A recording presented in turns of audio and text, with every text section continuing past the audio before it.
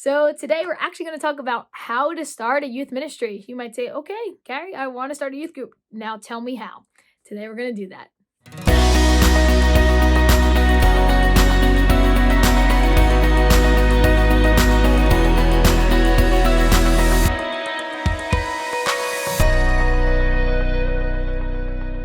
Well, hey, welcome to another episode of Youth Ministry Insights. I'm really excited to be back here again and share with you all about how to start a youth ministry program. So, what I get asked a lot is, hey, Kari, how do I actually start a youth ministry program? And I think, how do you start it? I asked myself the same question 12 years ago. And what I came to the conclusion is you first need to start, of course, with yourself in your prayer life and your faith life. We talked about it in the last episode. More importantly, beyond that, now, where to go from here? Where are you going to draw those dividing lines within your youth ministry and who you're going to actually minister to? You're a youth minister and you want those youth, and you need to say to yourself, okay, is it going to be middle school, high school, or we're going to combine them both? So I highly recommend having two separate ministries, at least for middle school and high school. If you're going to try to combine into one, you might find that it actually doesn't always work out as lovely as you hope it to be. What I mean by this is I had a ministry one time with 8th through 12th graders. Our middle school goes up to 8th grade. Our high school is 9th through 12th grade. When the 8th graders were mixed with the high schoolers, I started to see a little drop off of who was coming to the ministry. And a lot of the juniors and seniors started to kind of just step out and not be a part of it. And that to me was a huge light bulb. It went off and it was like, okay, we need to do something about this. And so what I did was I changed the ministry to be middle school only and then high school. So the high schoolers got to feel like this was their place, their time, and topics that just spoke to them. And so these topics were geared towards high schoolers, where we can gear towards things towards middle schoolers. Let's face it, high schoolers are beyond middle school. They're out of that and they don't want to be associated with young, immature 8th graders, right? Sorry, guys that are out there, but that's the way a high schooler might perceive an 8th grader. And so we want to make sure to be sensitive to that and in drawing just different dividing lines, but between the groups. So if you can have two groups, I think that's a great idea. If you need to just start with one, choose one that best fits your personality, that best fits you and where you can minister to first, and then grow it from there. Next, I would say you need to check with your diocese on how your own self and then the others who help volunteer with you can be a part of this ministry.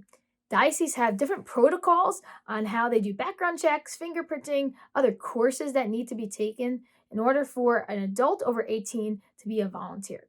So make sure you have that in place. That's really important. It's hard to backpedal out of that. So we want to make sure that you have that in place before moving forward in your actual ministry work.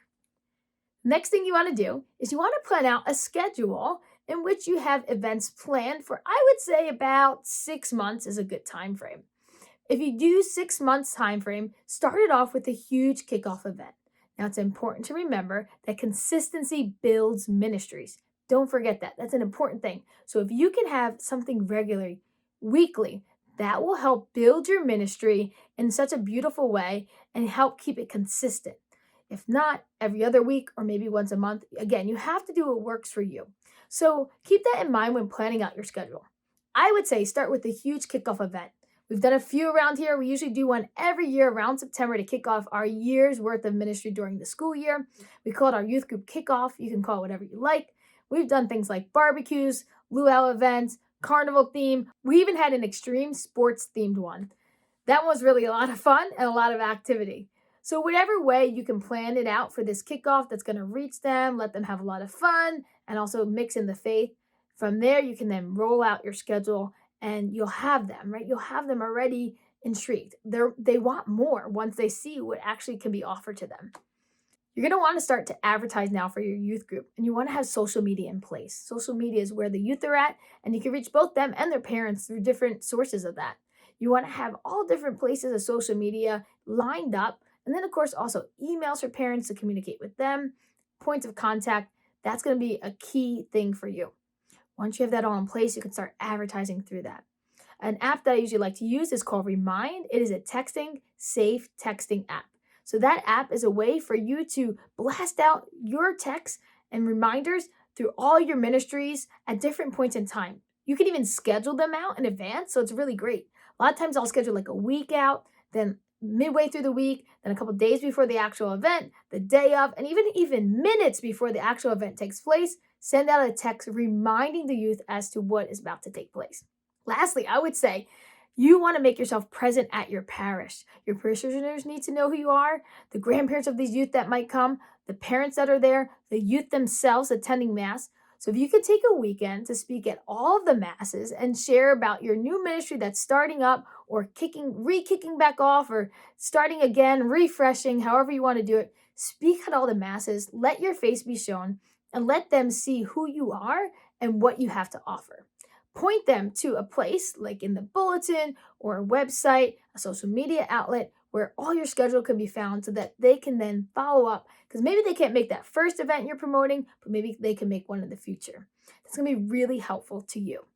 It's also really important to remember that all the things I said today are not just a cookie cutter experience. Youth ministry is very organic and it's very based on yourself, your parish, your pastor, and a lot of other facets. So do what works for you. Do what works for your ministry, for your church, for your parish. And so take what you can from here. Remember, it can start small and then grow. Jesus started with 12 apostles. So have patience in growing this ministry. And our next actual episode is going to be all about the virtue of patience and how to start a new youth ministry and have patience within that. So I look forward to having you here on our next episode. And please like, subscribe, and comment below so that we can then see the needs that you have and be able to help you out even a little bit more. Lastly, I would say, as always, if you touch the youth's heart, you'll touch their souls. So continue to touch hearts, and in turn, God will be so pleased with the work you're doing. God bless.